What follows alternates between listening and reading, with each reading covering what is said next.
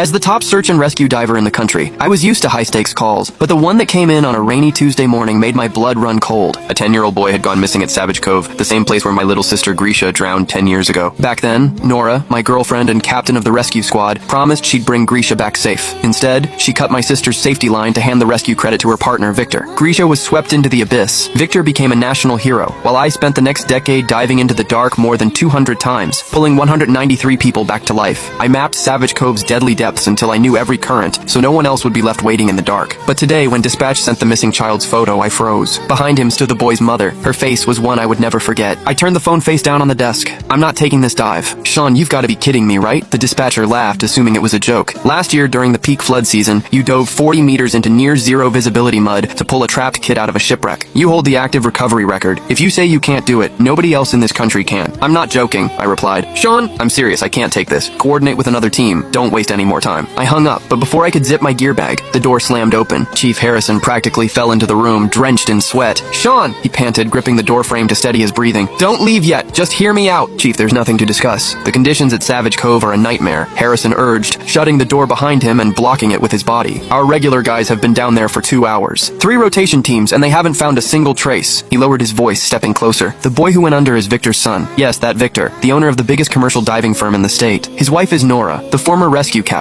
If it weren't for their massive donations over the years, we wouldn't even have half of this high-tech equipment. Then use the equipment to find him, I said, slinging my bag over my shoulder. If the gear is so advanced, you don't need me. Harrison lunged forward, grabbing my arm with white-knuckled desperation. We tried. The sonar can't see past the blind spots in the underwater crevices. We need eyes down there. We need hands. Sean, I wouldn't swallow my pride to beg you if there were any other way. I remained silent. Harrison stomped his foot in frustration. Are you worried about safety? I know Savage Cove is a death trap, but I swear to you, we have the best support on the shore. Dry suits, backup tanks, comms, whatever you want, I will guarantee your life with my own. It's not a safety issue, Chief. Then what is it? Personal reasons. Personal reasons? His voice cracked, rising in pitch. Sean, there is a 10-year-old boy suffocating at the bottom of a river, and you're telling me about personal reasons? By now, the news of my refusal had leaked. Several rescue team members gathered outside the open door, whispering, Sean, you're the backbone of this team, one of them called out. If you won't go, who will? Some hero he is, another muttered, loud enough for me to hear. Just a coward who's afraid of a little current. The insults started to pile up. I kept my face blank and checked my watch. Chief, you just wasted another 5 minutes. I'm not taking the job. Call someone else. Time is running out. I brushed past him, but a voice from the back of the crowd cut through the tension. Your sister died in Savage Cove, didn't she, Sean? Is that why you're being so heartless? You're just gonna let a kid die? I went rigid. My heart felt as though it were being squeezed by a freezing hand. My phone screen lit up on the desk behind me. The 10-year-old boy in the photo had a bright, gap-toothed smile. He was the exact same age my sister had been when she died. I closed my eyes. If Nora hadn't unclipped her line 10 years ago, would my sister be alive today? A sudden commotion at the entrance broke my thoughts. A man in a sharp, tailored suit strode through the crowd. He didn't even look me in the eye. Instead, he snapped open his wallet and began throwing thick stacks of cash at my chest. What do you mean you won't dive? He sneered. You want money? Here, name your price. Victor turned to Chief Harrison, his lip curled in disgust. This is the savior you insisted on? Some legendary rescue diver? He's nothing but a mercenary holding a dying child hostage to inflate his fee. He stepped closer to me, pulling out his phone. Still not enough? I can wire you 100,000 right now. 500,000? Name it, just get my son out. The onlookers gasped at the sheer amount of money being thrown around. I didn't move. My eyes were locked on the silver service medal pinned to his lapel. 10 years. He was still wearing the honor he had bought with my sister's life. Seeing where I was looking, Victor let out a cold, mocking laugh. What, jealous? I'm not like you, mercenary. I earned this medal with my life. He puffed out his chest, playing the martyr for the crowd. 10 years ago, right here in Savage Cove, the visibility was practically zero. My wife and I didn't hesitate for a second. We dove straight in, unlike some cowards who sit on the shore and bargain with a child's life. I stared at him, my throat tight. Did you save her? Victor's smug grin faltered for a fraction of a second before he recovered. In those conditions, no one could guarantee a miracle. I let out a soft, humorless laugh. So, you didn't save her. I am indeed different from you, I said, stepping closer to force him to look at me. He had clearly forgotten my face, forgotten the broken brother who had stood on the shore 10 years ago. I don't dive unless I'm absolutely sure, and I never give a grieving family false hope, only to drag them into a deeper despair. Flustered and angry, Victor grabbed me by the collar. Who cares if we couldn't save her? At least we didn't hide like cowards. You won't even wet your feet. What right do you have to judge me? The murmurs from the crowd grew louder, turning hostile. He's right, at least Victor tried 10 years ago.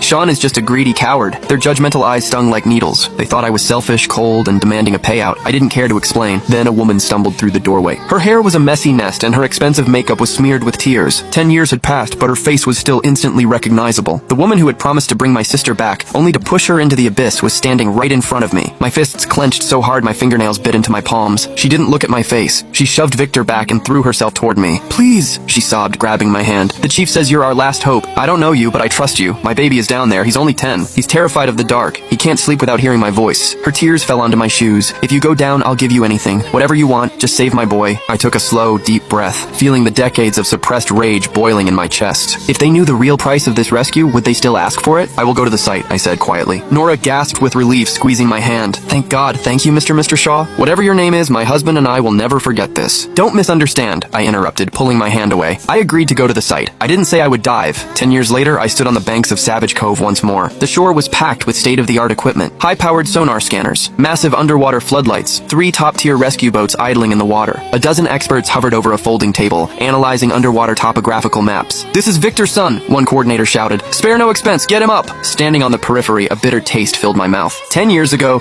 my sister had slipped into these exact same waters. Back then, there was only one cheap inflatable dinghy, a couple of standard nylon ropes, and Nora's empty promise. But today, because the boy in the water belonged to a wealthy, influential family, an entire command center appeared within 2 hours. What was my sister's life to them? A stepping stone, a sacrifice to polish their public image and pave the way for their lucrative diving empire. Even though they had only brought back a cold, lifeless body, they still wore the crowns of heroes, using that fake glory to build an empire. A technician rushed over to the chief, his face pale. Based on the water pressure and the boy's tank capacity, the survival window is down to 20 minutes. His oxygen is almost gone. If we don't get a diver down there right now, he's dead. Sean, please, Harrison urged. You're already here. Put on the gear. I shook my head. You have the most advanced sonar in the state, a top-tier medical team, and a dozen specialists. Besides, the boy's parents are decorated rescue heroes from these exact waters. Why should I be the one to go down? Nora flinched, not expecting me to bring up the past. Her lips trembled as she looked up at me. Yes, we went down back then, but we were injured in that rescue. We retired to administrative roles years ago. Our physical condition isn't up to a deep dive recovery anymore. Perhaps driven by a guilty conscience, she suddenly fell to her knees. Her knees hit the gravel with a sickening thud. Mr. Shaw, I beg you. I admit we aren't as good as you. We don't deserve the hero titles. But my son is innocent. Please, if you go down, I'll do anything. I'll admit whatever you want. She began to desperately knock her forehead against the rocky ground, bruising her skin. Please, save my son. Her agonizing cries ignited the anger of the crowd around us. Sean, are you even human? How can you torture a grieving mother like this? You're disgusting. She's on her knees and you're still playing games. A couple of angry young divers lunged forward, grabbing my arms and shoving me toward the water's edge. You're going down today, whether you like it or not. The waves of hostility pressed in from all sides. I let out a raspy, dry laugh. You all want me to dive that badly? I looked at Victor, then at Nora. But even if I go down, even if I find your boy, how do you know I won't just unclip his safety line and let him drift away? What did you just say? Victor's face contorted with rage. He yanked out his phone and made a rapid call. Within minutes, a flock of local reporters who had been waiting nearby rushed past the barricades, pointing cameras and microphones at us. Victor stood before the lenses, squeezing out tears of outrage. I didn't want to make this a public spectacle, but my son has been trapped underwater for over 2 hours. His oxygen will run out in 10 minutes. And yet, this man, who claims to be the best rescue diver in the country, refuses to save him. He pointed a trembling finger at me. I offered him money. My wife fell to her knees to beg him. We've done everything. My son is dying, and this man is using a child's life to settle a personal grudge. Does a monster like this deserve to be called a savior? The live feed exploded. Online headlines began flashing. Top rescue diver refuses to save drowning 10-year-old. The comment sections flooded with venom, calling for my head. Losing his mind, Victor lunged forward, grabbed me by the hair, and dragged me toward the river's edge.